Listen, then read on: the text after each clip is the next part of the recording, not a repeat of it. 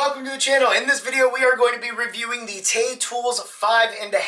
Somebody on Instagram reached out and asked me to do a review of this plane. I threw it out there on Facebook to see if anybody had one that I could borrow, and my buddy James came to the rescue. He had one new in the box, and he let me try it out. So, let's dive in. Let's go over some of the stats here. So this plane is 14 3/4 inches long. It is 2 7/8 wide, and the iron is 2 3/8. All of those measurements are pretty standard when it comes to a 5.5 size plane. I will say that this plane is heavy for me personally. It is 6.9 pounds. If you guys follow the channel, you know that I had broken my wrist in college, and it's held together with like a plate and screws, and I can't use heavy planes for a long time, and that's why I opted for the 4 and the 5 size. But again, all of these numbers are pretty standard for a modern-made 5.5 size plane. So when I was testing out this plane, I intentionally did not look at the price until the very end because I wanted to see what this plane was all about before I saw how much it cost. So I'm going to do the same thing in this video. So, I do want to say that I like this plane and it does perform well. It leaves a really nice, I believe it's called chatoyance, on the wood. Maybe that's the natural, I don't know. Whenever you cut it, it leaves a very nice surface to it. You can get very thin shavings with it. You can be aggressive with it. The plane does perform. But as you guys know in my videos, I nitpick everything. So that is what I'm going to do here. The very first thing that I want to mention is the iron does not hold an edge for very long. If you're working in cherry, maple, walnut, you're pretty fine. When I took it to the oak, it lost its edge very quickly. Whenever it encountered like the reversing grain or a knot or curl, figure, stuff like that, it lost its edge and I needed to polish it up. But the good thing with that is I was able to just strop it and get back to cutting with it. When I looked online, it said that this iron is made of tool steel, which I believe is 01. But you guys can yell at me down below if I'm wrong. Maybe I'll look it up and like throw up on the screen if I'm wrong or right or whatever. One of the biggest things, or I guess my issue with this plane, is it has a lot of play everywhere. Everything has play on this plane. So the first thing that I want to show you guys is the frog. I really like how the frog has a long bar to support that screw that helps you adjust how closed or open the mouth is.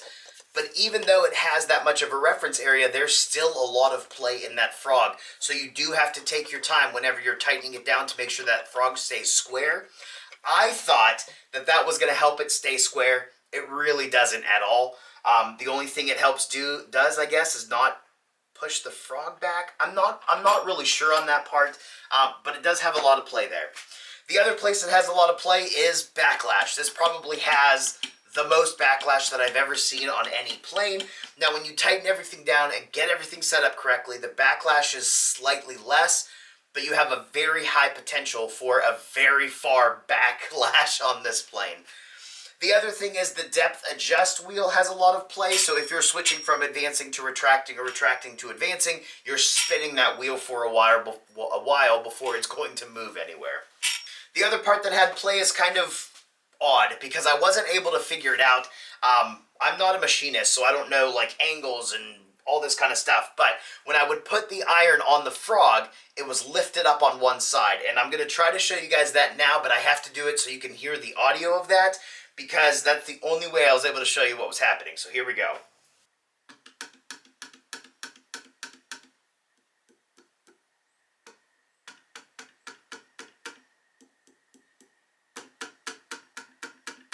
So there you go. I'm not sure if it is the frog not being flat or the iron. I mean, when I look at it, it looks like it's good, but I'm not sure. Now, when you put the cap on and you lock it down, that doesn't happen, obviously, because the cap is pushing it onto the frog.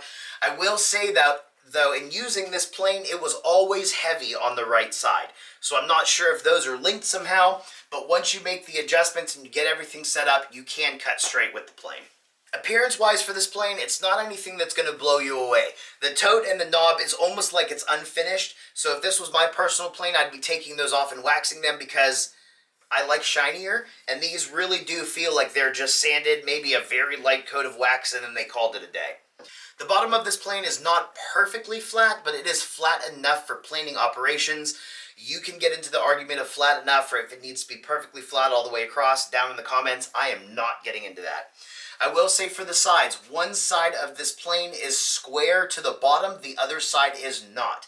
So if you're planning on using this for planing and as a shooting plane, that's something you're going to want to check because it might end up being for the wrong hand. Now I know it's sounding like I don't like this plane, but I do, for the price, okay? And again, that's something I intentionally didn't want to tell you guys in the very beginning, but now, listening to this review, if I were to tell you that this plane was $250 to $300, you'd be upset. You would expect the machining to be better. You'd expect the iron to be better. You'd expect things to be more finished. But this plane is only $125. So reframing my thinking on this plane, knowing now that it's $125, my only issue with it is the iron and the fact that it doesn't hold an edge. And for me personally, I would want to upgrade that iron to something that's going to hold an edge longer so I can work in things like oak or difficult woods or figured woods, that kind of stuff. So that's something you're going to have to think about. But again, for $125, you can get a plane that functions, that can take nice shavings after you fiddle with it and you get everything set. But again, $125. If you are going to be working in things like oak and difficult wood and you do go to upgrade this iron, say for example you buy this plane for $125, you then spend $80 on an iron, you're at $205.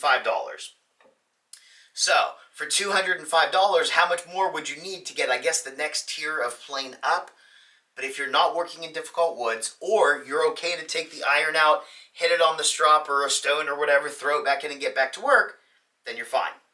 So there we go. I hope you guys enjoyed this video, and again, I like this plane for the price. If this is the most that you can afford, this is going to be a good user for you. Just keep an eye on those things. It is going to be a little bit fiddly, but once you get used to setting it up and tearing it down, it's really not going to be any issue because you can get it to perform really well, and you can get it to take really nice shavings. So, if you guys have any questions, any comments, anything like that, feel free to let us know down below. Shout out to the guy on Instagram that recommended this video, and shout out to James for letting me borrow it. All right, have a good day.